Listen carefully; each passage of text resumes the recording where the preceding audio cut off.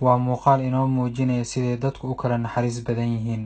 Aabbahan waayeelka ah si uu gurigiisa u gaaro wuxuu doonayaa inuu tagsigan raaco. Ninkii darawalka ahaa ayuu la hadlay. Aabbahan xaafadiisa aad ayay uga dheertahay halka uu joogo. Darawalka aad ayay dhib ugu ahayd, haddana wuxuu ka oggolaaday inuu qaado.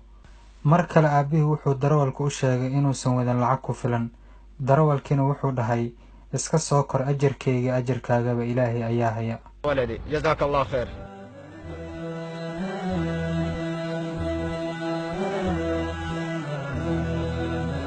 waa hubaal dadka garashadan camal leh dunidan way ku yar yihiin. Bal u fiirsa aabbahan waayeelka ah ee dhibaataysan iyo darawalkan horay umay kulmin. Waxaa keliya oo isku keenay waa waqtiga.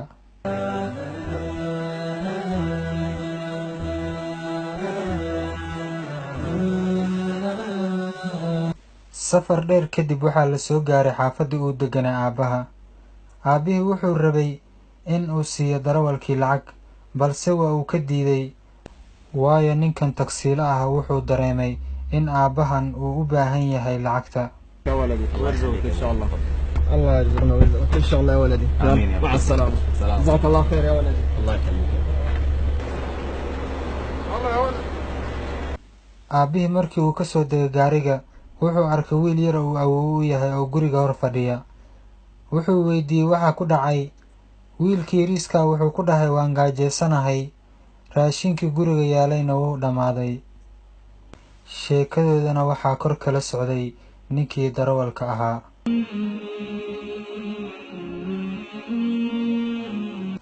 haddaba u fiirsa, muxuu samayn doonaa ninkan tagsiilaha ah.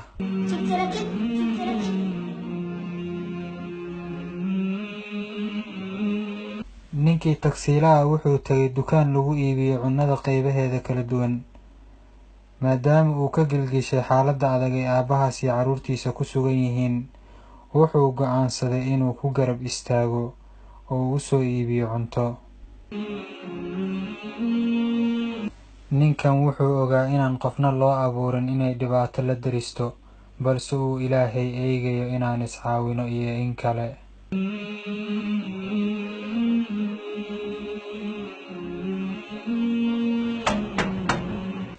ninkii tagsiilaha wuxuu imaaday gurigii uu aabbaha ku noolaa.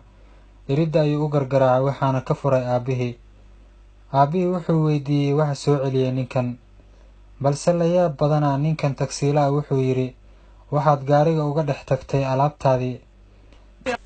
aabbahan aad ayuu ula yaaba hadalka ninkan, ilaan waxba muusan sidan.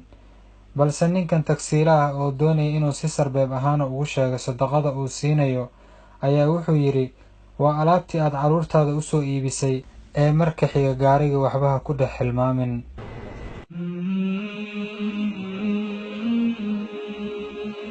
aabbihiina wuu fahmay ujeedka ninkan, wuuna u duceeyey. waa walaalkiin Axmed oo idin leh, muuqaalkan sii sheer gareeya oo walaalaha kala gaarsiiya.